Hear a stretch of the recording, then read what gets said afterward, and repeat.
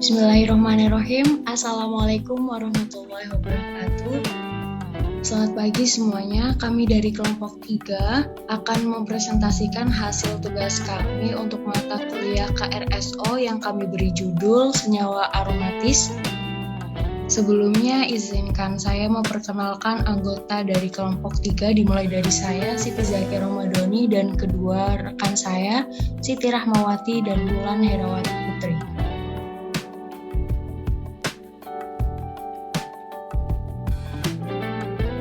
Baiklah, akan saya awali untuk pengantar senyawa aromatis. Para kimiawan membagi semua senyawa organik ke dalam dua kelas yang lebih luas, yaitu senyawa alifatik dan senyawa aromatik. Berasal dari kata alifatis berarti bersifat lemak dan aromatik berarti harum. Senyawa alifatik adalah senyawa rantai terbuka atau senyawa siklik yang sifat kimianya mirip dengan senyawa rantai terbuka. Sedangkan senyawa aromatik adalah benzena atau senyawa yang sifat kimianya menyerupai benzena. Suatu senyawa aromatik mengandung orbital terdelokalisasi delokal yang berbentuk cincin. Banyaknya elektron P yang terlibat dalam orbital delokal harus tunduk pada rumus Hooke. Elektron P sama dengan 4N plus 2 dengan N 0, 1, 2, 3, dan seterusnya.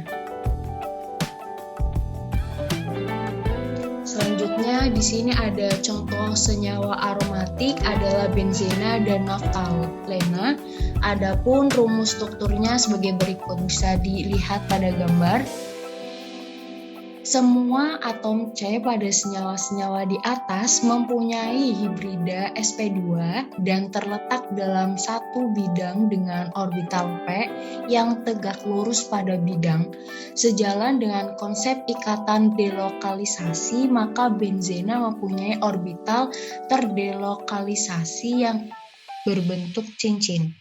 Dan elektron P sebanyak 6 mengikuti hukum Hooke dengan N sama dengan 1. Dalam naftalena, jumlah elektron P-nya adalah 10. Hal ini mengikuti hukum Hooke dengan N sama dengan 2.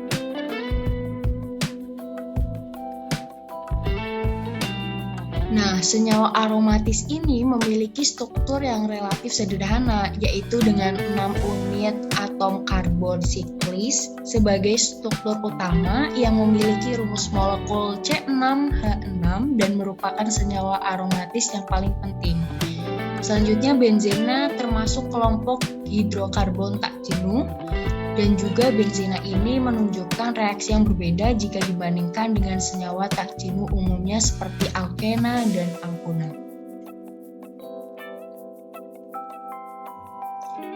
Nah, di sini ada beberapa perbedaan sifat benzena dan alkena. Sebagai contoh ada reaksi brom, kalium permanganat, dan hidrogen klorida. Alkena dari brom ini terjadi perubahan warna brom, sedangkan alkena pada kalium permanganat teroksidasi, dan hidrogen klorida pada alkena reaksi adisi. Brom pada benzena ini warna brom tetap, sedangkan kalium permanganat tak teroksidasi, dan hidrogen klorida reaksi substitusi.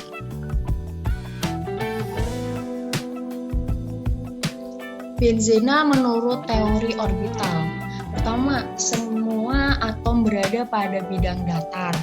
Kedua, semua atom C memiliki orbital hibrida sp2 sebanyak 3. Ketiga, 2 orbital sp2 dari tiap C overlap dengan orbital sp2 dari 2 C berdekatan membentuk ikatan pi sp2 sp2 dan 1 orbital sp2 dari ikatan C overlap dengan orbital 1s dari atom H membentuk ikatan pi sp2 1s. Tiap C memiliki orbital P terisi 1 elektron yang terletak terhadap bidang datar.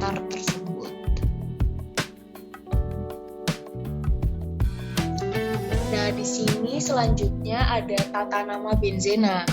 Nah, dalam nama trivial asli dari sejumlah senyawa aromatik yang biasa telah diterima oleh IUPAC sebagai nama sistematik, ada cukup banyak senyawa aromatik yang ditemukan jauh sebelum metode pemberian nama secara sistematik atau IUPAC digunakan.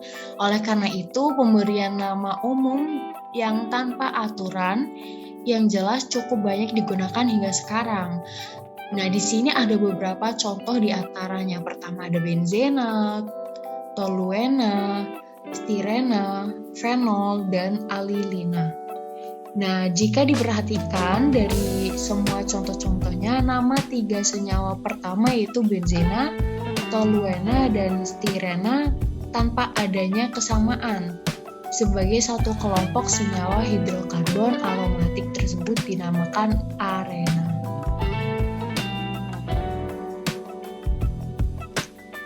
Selanjutnya, benzena monosubstitusi dinamakan sebagai turunan benzena. Di sini ada beberapa contoh dari benzena monosubstitusi. Yang pertama, bromobenzena. Bisa dilihat pada gambar. Selanjutnya ada isopropil benzena. Selanjutnya ada klorobenzena, nitrobenzena, dan etilbenzena. Baik, selanjutnya akan dilanjutkan oleh rekan saya kepada Mbak Rahma. Waktu dan layar saya persilahkan. Baik, terima kasih Mbak Zakia. Masih bahasan yang sama terkait tata nama senyawa benzen, yang mana melibatkan adanya orto, meta, dan para. Nah, dalam hal ini benzena tersubstitusi atau tergantikan dua gugus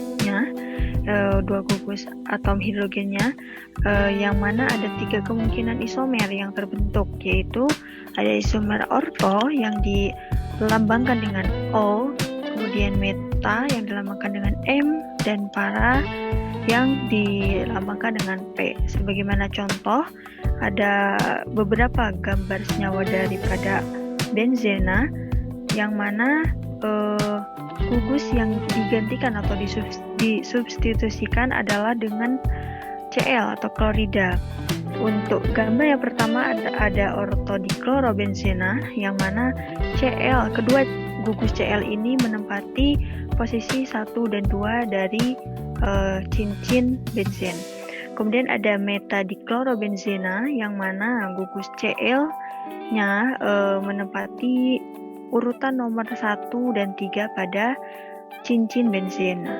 Kemudian ada paradiklorobenzena, yang mana kedua gugus klorida atau klor di sini menempati urutan nomor 1 dan 4. Kemudian ada parasilena, yang mana gugus di sini adalah merupakan alkil, yaitu CH3.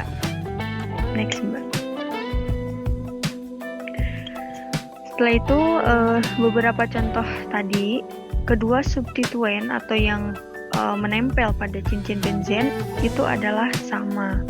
Awalan orto, meta, dan para tetap digunakan walaupun kedua substituennya berbeda.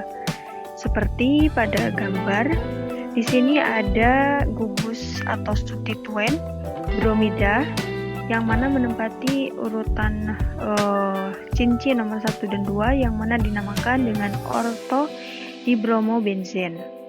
Kemudian di sini ada 2 gugus yang berbeda. Yang di gugus pertama ditempati oleh metil, alkil dari metana, dan gugus di nomor yang ketiga itu ditempati oleh nitrooksida, sehingga namanya adalah metanitrotoluena.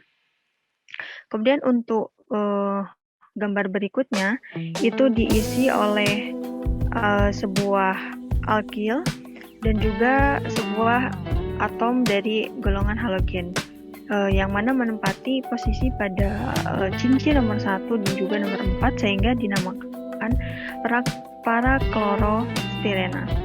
Kemudian untuk yang selanjutnya hampir sama, mengandung dua gugus yang berbeda. Untuk yang gambar selanjutnya itu dinamakan dengan ortoetilanilena, yang mana si atom atau senyawa benzenanya ini mengikat anilin dan juga etil. Kemudian untuk gambar yang terakhir adalah hampir sama juga, namun dia mengikat gugus asam sehingga dinamakan asam meta-aminobenzoat. Karena dia mengikat pada gugus nomor 1 dan juga 3, maka dia disebut meta. Dan juga karena dia mengikat gugus asam, maka dia dinamakan atau digolongkan ke dalam asam karboksilat. Next, Mbak. Selanjutnya mengenai cara lain untuk mengetahui letak substituen atau gugus yang terikat pada cincin benzen adalah dengan memberikan nomor pada atom karbon penyusun cincin. Metode penomoran ini sangat berguna jika terdapat lebih dari 2 substituen atau gugus yang terikat dalam benzen atau dengan sistem orto, meta, para yang menunjukkan hubungan tempat antara kedua gugusan dalam cincin. Misalnya, di sini ada sebuah senyawa benzen yang mana dia mengikat dua substituen yang sama, yaitu ada metil ya. Metil ini terletak di cincin atau di gugus nomor 1 dan 2. Sehingga di sini ada 3 substituen dengan substituen yang sama, sama-sama metil. Maka penomoran atau penamaannya itu bisa dengan 1,2,4 trimetilbenzena. 1 untuk alkil yang ditempati metil di nomor 1 dan seterusnya. Trimetil ini menunjukkan adanya substituen sebanyak 3 yang terikat pada benzen. Kemudian untuk gambar senyawa benzen nomor 2 itu pada nomor 1 gugus benzen ini mengikat metil CH3. Kemudian pada nomor 3 dia mengikat klorida ya.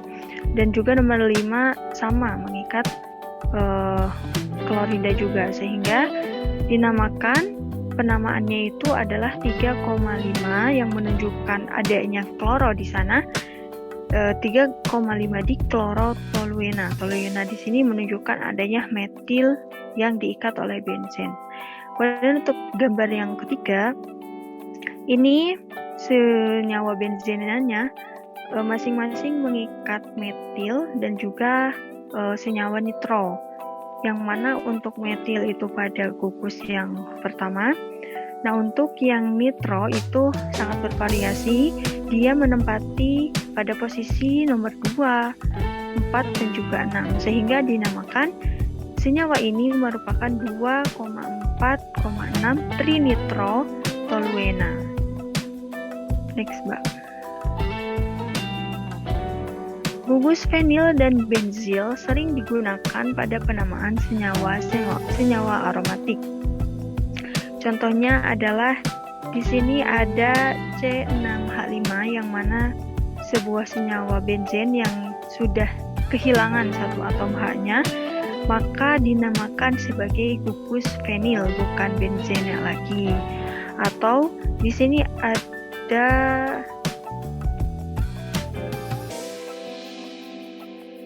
ada gugus benzil yang mana sebuah senyawa benzen yang mengikat R ya atau alkil. Lanjut, Pak.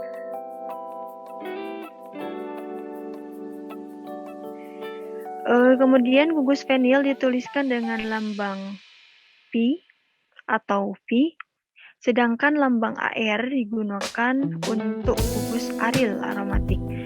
Kemudian ada beberapa contoh disajikan sebagai berikut. Di sini ada senyawa benzena yang mana terikat pada sebuah senyawa alifatik atau rantai terbuka dari alkana sebanyak 5. Jadi penamaannya si fenil ini berlaku sebagai cabang daripada senyawa alifatik terbuka tersebut. Dengan demikian penamaannya adalah untuk senyawa yang pertama 2-fenilpentana. Kemudian untuk gambar senyawa yang kedua itu ada senyawa benzena yang mana dia mengikat sebuah gugus substituen yaitu senyawa kloro dan juga siklopropana. Sehingga penamaannya adalah karena dia menduduki posisi 1 dan 4, maka penamaannya yang tepat adalah para-klorophenilsiklopropana. Untuk gambar-gambar selanjutnya bisa teman-teman lihat dan perhatikan, karena untuk gambar-gambar dan contoh-contohnya saya rasa sudah jelas, tinggal teman-teman memahaminya lebih lanjut. Next, Mbak.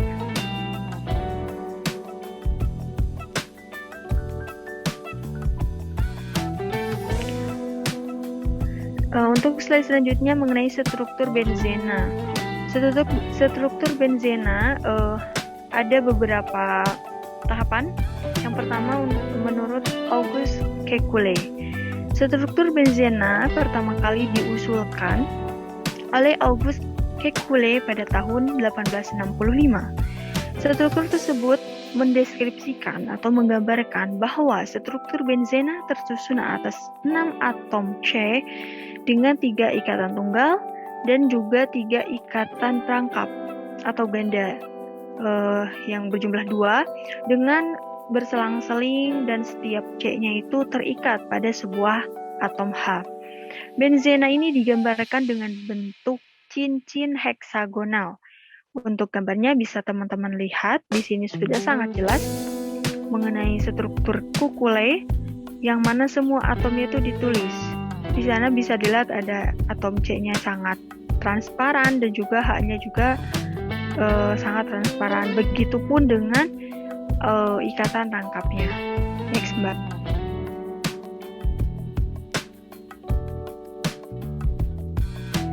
Kemudian yang kedua adalah menurut model ikatan valensi. Menurut model ini, benzena dinyatakan sebagai hibrida resonansi atau mudah melakukan perpindahan elektron dari 2 struktur penyumbang yang ekivalen atau yang sama, atau juga dikenal dengan struktur Kekulé juga ya, sama seperti tadi. Masing-masing struktur Kekulé memberikan sumbangan yang sama terhadap hibrida resonansi, yang berarti bahwa ikatan-ikatan C dengan C bukan ikatan tunggal dan juga bukan ikatan rangkap, melainkan di antara keduanya yang dilambangkan dengan lingkaran di dalamnya. Untuk gambarnya juga bisa teman-teman lihat ya bagaimana perubahannya, bagaimana mekanismenya, seperti itu. Next, Mbak. Untuk selanjutnya mengenai stabilitas cincin benzena, yang mana bila suatu benzena hanya mengandung 3 ikatan rangkap, 2 yang berselang-seling dengan 3 ikatan tunggal tanpa delokalisasi elektron atau tanpa pergerakan elektron memutari cincinnya, maka kalor hidrogenasinya sebesar 3 dikali 28,6 kkl per mol, dihasilkan sebanyak 85,8 kkl per mol.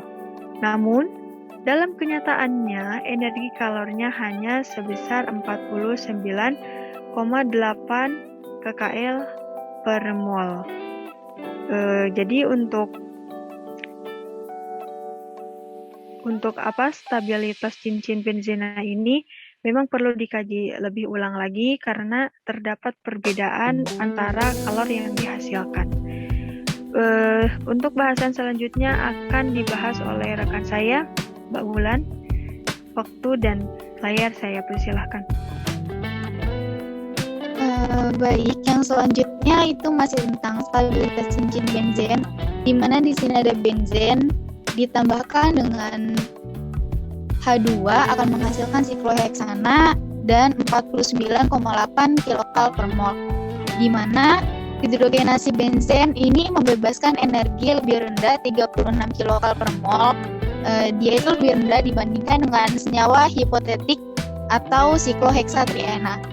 Selisih ini disebut sebagai energi resonansi dari benzen, di mana energi resonansi atau delokalisasi adalah jumlah energi yang dibutuhkan untuk mengubah struktur terdelokalisasi yang sebenarnya menjadi struktur yang berkontribusi paling stabil.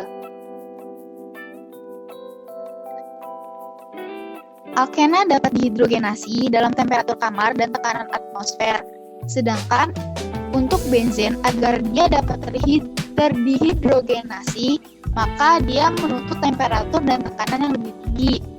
Dan juga benzena tidak dapat diadisi atau tidak bereaksi dengan HBr dan juga KMNO4.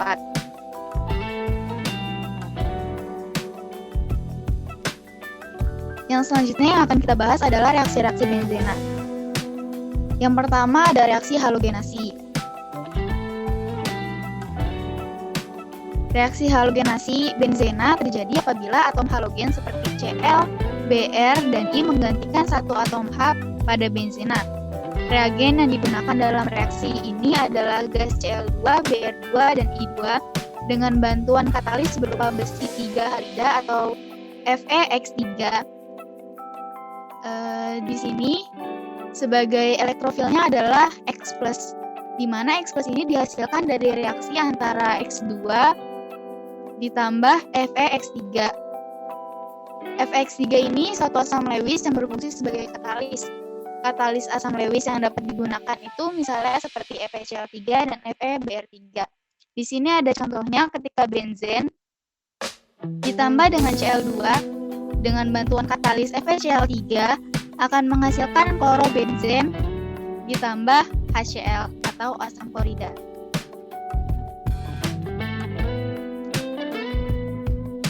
Lalu yang selanjutnya ada reaksi nitrasi.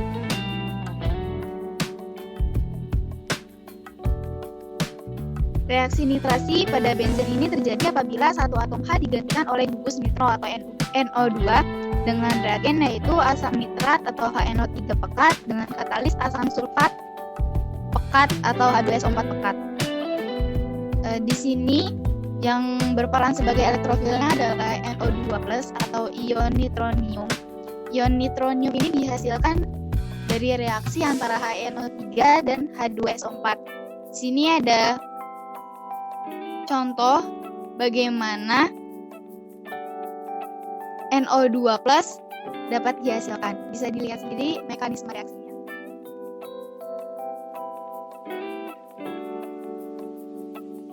Lalu yang selanjutnya ada reaksi sulfonasi. Benzena bereaksi lebih lambat dengan H2SO4 pada suhu tinggi dan menghasilkan asam benzena sulfonat.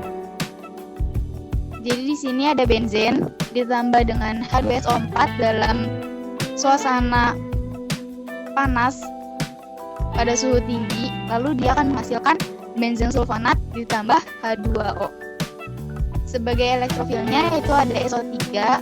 SO3 ini merupakan elektrofil relatif yang kuat karena atom S kekurangan elektron atau dia itu S plus O3H.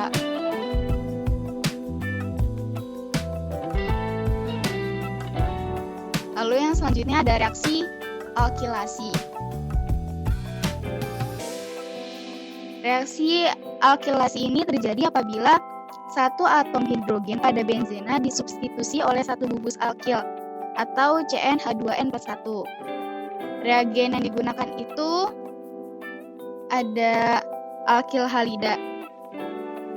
Jadi yang berperan sebagai elektrofil adalah ion karbonium atau R+-nya. Reaksi alkilasi ini terjadi tadi sudah dijelaskan karena satu atom hidrogen pada benzen disubstitusikan pada gugus alkil Katalis asamnya itu contohnya seperti FeCl3, FeBr3, AlCl3, dan AlBr3. Lalu di sini ada contohnya, yaitu ada benzen ditambah dengan gugus alkil CH3 CH2Br dengan bantuan katalis asam Lewis AlBr3 menghasilkan benzen CH2 CH3 plus HBr.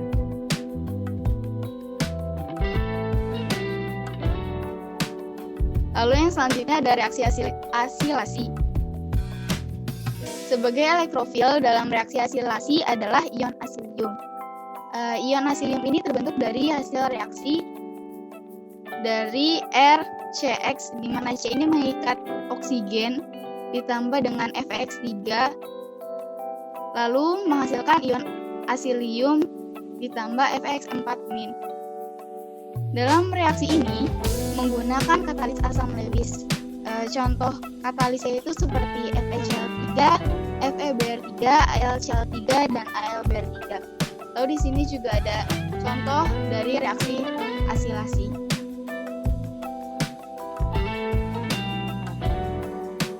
Baik, terima kasih. Mungkin itu saja yang bisa kelompok kami sampaikan. Kurang lebihnya mohon dimaafkan. Wassalamualaikum warahmatullahi wabarakatuh.